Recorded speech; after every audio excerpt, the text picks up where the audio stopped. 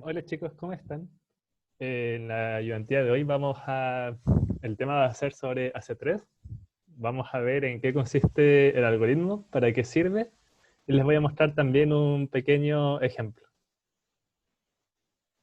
Ya, entonces, AC3. Lo primero para entender AC3 es saber qué es un arco consistente. Entonces, un arco XY se define como arco consistente si es que para cada valor de X es consistente con algún valor de Y. Ya, entonces, AC3, como ya deben saber, es un algoritmo de alta consistencia.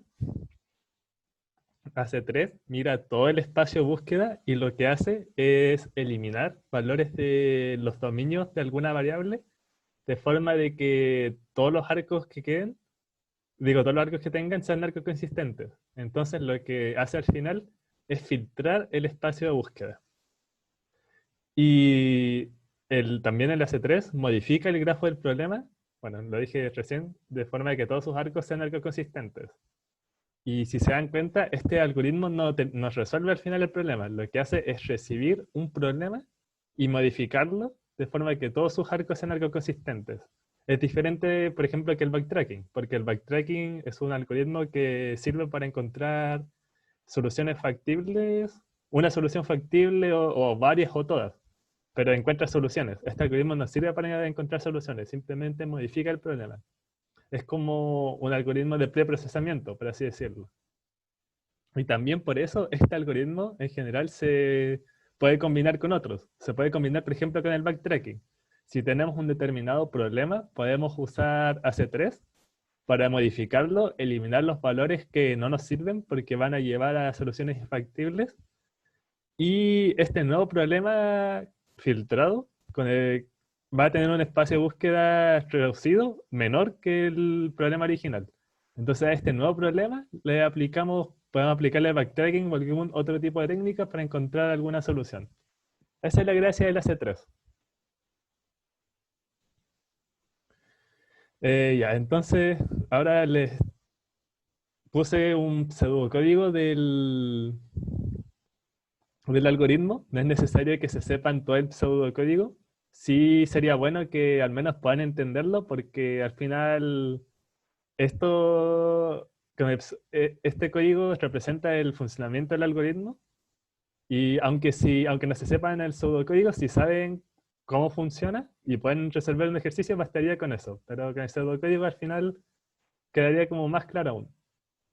Entonces, el pseudocódigo tiene dos funciones, una que es del AC3 y otra función que es usada por el AC3.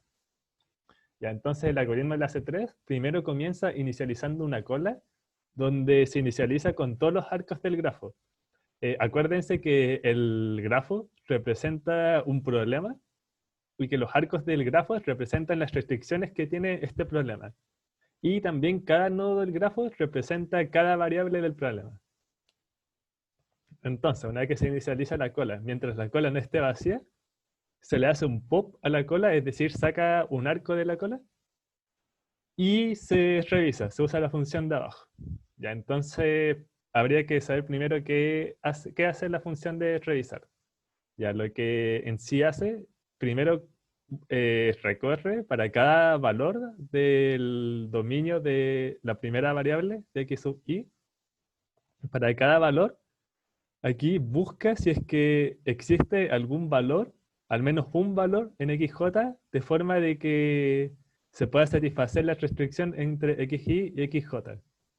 En otras palabras, si es que para algún valor de XY, porque recorre todos los valores, si para algún valor no existe ningún valor en XJ de forma que satisfaga la restricción, entonces ese valor se elimina del dominio de XY y se retorna una variable como true, porque se modificó el dominio. Al final lo que hace esta función es revisar todos los valores del dominio de XY si es que todos son consistentes, es decir, si es que existe algún valor en XJ de forma que se satisfaga el dominio. ¿Por qué? Porque si no existe algún valor en XJ significa que es imposible que se cumpla la restricción y por eso es que se saca del dominio, porque al final va a conducir a una solución infactible y eso no nos sirve. Entonces, volviendo a la función del AC3, aquí habíamos quedado en un if en un if revisar, entonces esto va a ser true si es que existe algún valor dentro del dominio de xy que no es consistente con ningún valor de xj, es decir, si es que se modificó el dominio porque se eliminó algún valor del dominio que no nos sirve. En ese caso va a entrar aquí y primero va a revisar si es que el dominio de xy es igual a 0, es decir, si es que se eliminaron todos los valores del dominio de xy porque ninguno era consistente, se va a retornar false, porque eso significa que todos los valores de xy no satisfacen nunca la restricción. Entonces eso significa que este problema es un problema sin solución, porque esa variable no puede tomar un valor que satisfaga la restricción. Pero si no, simplemente se modifica el dominio, va a quedar con menores valores, se van a sacar los valores que no son consistentes, pero va a tocar revisar los vecinos de la variable de xy, porque puede que ahora con el dominio restringido se haya afectado la consistencia de las variables vecinas. Entonces hay que volver a revisarlas, y para volver a revisarlas lo que hace es, bueno, recorrer por todos los vecinos y agregar el arco entre la variable y el vecino de nuevo a la cola para volver a revisarlo. Entonces al final, a modo general, lo que hace el algoritmo es ir revisando arco por arco si es que son arcos consistentes. Si es que no lo son, va a eliminar los valores del dominio que no son consistentes y va a dejar las variables con un dominio más restringido. Entonces, por eso es que filtra el espacio de búsqueda, porque va a restringir los dominios de las variables de forma que todos los arcos del grafo sean arcos consistentes. Bueno, entonces ahora les voy a mostrar un ejemplo que para entender mejor el algoritmo si es que no quedó tan claro. Ya, entonces aquí les hice un pequeño grafo donde solo tiene 4 variables, x1, x2, x3 y x4. Y si se fijan, tiene 3 arcos, porque este problema tiene también 3 restricciones, que son x1 menor a x2, que esa restricción está representada entre el arco entre x1 y x2, x2 mayor a x3, que está representada por el arco entre x2 y x3, y x3 menor a x4, que está representada por este otro arco. Ya, entonces, si se recuerdan, el algoritmo comenzaba inicializando una cola con todos los arcos del grafo del problema. Y también los arcos se definen como x1 como x2 y también como x2 como x1. Un solo arco que sería este, porque hay que revisar tanto que todos los valores de x1 sean consistentes con los valores de x2, con algún valor de x2, y también al revés, hay que revisar que todos los valores de x2 sean consistentes para algún valor en x1. Ahora vamos a ver que es necesario revisar de los dos lados. Ya, entonces sacamos el primer arco de la cola y lo revisamos. Entonces revisamos si es que todos los valores de x1 son consistentes con algún valor de x2. x1 solo tiene un valor que es el 3. La restricción asociada es x1 menor a x2. Entonces el x3 no es menor que el 3, pero sí que el 4 y también que el 5. Y basta con que satisfaga 1 para que sea un arco consistente. Entonces este arco es un arco consistente y está revisado. Ahora revisamos el arco para el otro sentido. x2 como x1, revisamos si para cada valor de x2 es consistente con algún valor de x1. Y si se fijan, para el primer valor de x2, si toma el valor de 3, x1 solo tiene un valor que es 3, y si x2 toma el valor de 3 y x1 es 3, eso no satisface la restricción que x1 tiene que ser menor que x2. Entonces este valor no va a ser consistente con ningún valor de x1. Entonces, si se recuerdan, ahí la función de revisar va a retornar true, y eso significa que este valor de 3 se va a sacar del dominio, como aquí dice, porque no satisface la restricción.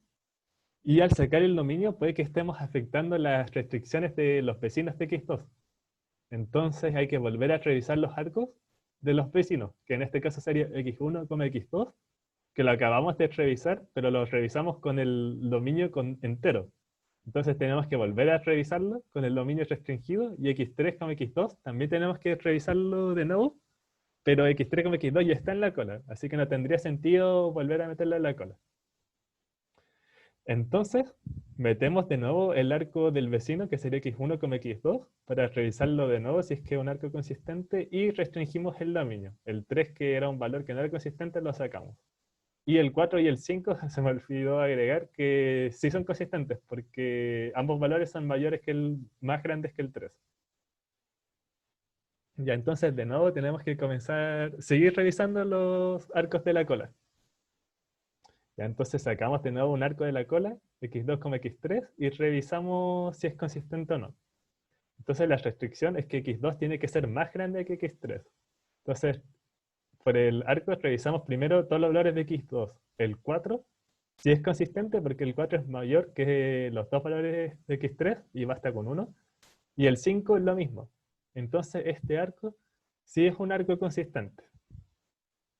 Entonces está, está chequeado, por así decirlo, y es un arco consistente, así que pasamos al siguiente arco de la cola. x3 como x2. Revisamos todos los valores de x3 si es que son consistentes con algún valor de x2. Acuérdense que x2 tiene que ser más grande que x3. Entonces el 2, si es más chico con algún valor de x2, para los dos en realidad, y el 3 lo mismo, es más chico que para ambos valores. Entonces este arco x3 como x2 sí es un arco consistente. Entonces de nuevo sacamos un arco y lo volvemos a revisar x3 con x4.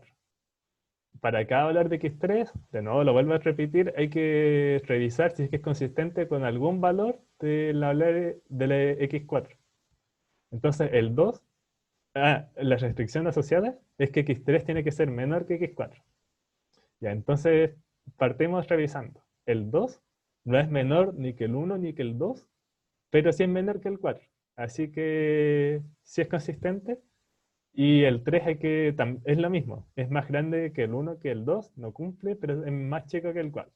Entonces cumple la restricción, entonces todos los valores de x3 son consistentes, por lo tanto el arco también es un arco consistente. Entonces ahora de nuevo sacamos un arco de la cola y revisamos su consistencia. Para cada valor de x4 hay que revisar si es que existe algún valor en x3 de forma que satisfaga la restricción. La restricción es que el x4 tiene que ser más grande que x3. Y si se fijan, aquí hay valores que no cumple, porque el 1 no es más grande ni que el 2 ni que el 3. Y el 2 tampoco, ni que el 2 ni que el 3. Entonces, para esos dos valores no existe un valor de x3 que satisfaga la restricción. Como aquí dice, entonces esos valores no nos sirven y se tienen que eliminar del dominio. Y también al eliminar del dominio puede que estamos afectando la consistencia de los vecinos. En este caso x4 solo tiene un vecino y tendríamos que revisar de nuevo la consistencia de ese arco, que sería x3 como x4. Entonces eliminamos esos dos valores del dominio y el arco x3 como x4 lo metemos en la cola. Ya, entonces ahora nos eliminamos los valores del dominio y tenemos que revisar estos dos arcos, que son los dos arcos que tuvimos que agregar a la cola ya que restringimos los dominios. Entonces partimos revisando el primer arco, x1 con x2. x1 tiene un valor y si es consistente porque tiene que ser menor x1 a x2 y el valor de 3 sí es menor que el 4 y el 5. Entonces este arco es un arco consistente. Ahora nos toca revisar el último arco de la cola y que es x3 con x4. Entonces revisamos. x3 tiene que ser menor que x4, el 2 sí es menor que 4 y el 3 sí es menor que 4. Eso significa que no se afectó la consistencia del vecino. Y ahora nos quedó un grafo donde todos sus arcos son arcos consistentes. Y ahora este grafo, si se dan cuenta, tiene su dominio restringido. Y eso es lo que hace el algoritmo de AC3. Y es por eso que filtra el espacio de búsqueda. Porque si ahora, por ejemplo, aplicamos un algoritmo, ya sea backtracking o cualquier otro, para encontrar alguna solución factible del problema, entonces no va a tener que buscar por todo el espacio de búsqueda, solo por el filtrado que entregó AC3. Entonces espero que con eso haya quedado claro para qué sirve y en qué consiste el algoritmo de AC3. Nos estamos viendo, chicos.